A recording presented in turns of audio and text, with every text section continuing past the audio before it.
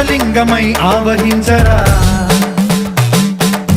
ఢమఢమని డమరుక ధ్వని సలిపి జడదని వదిలించరా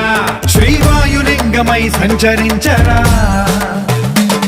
అణువణువున తన తనువున నిలిచి చలనమే కలిగించరా భస్మం చేసే అసురునే అగ్నిలింగమై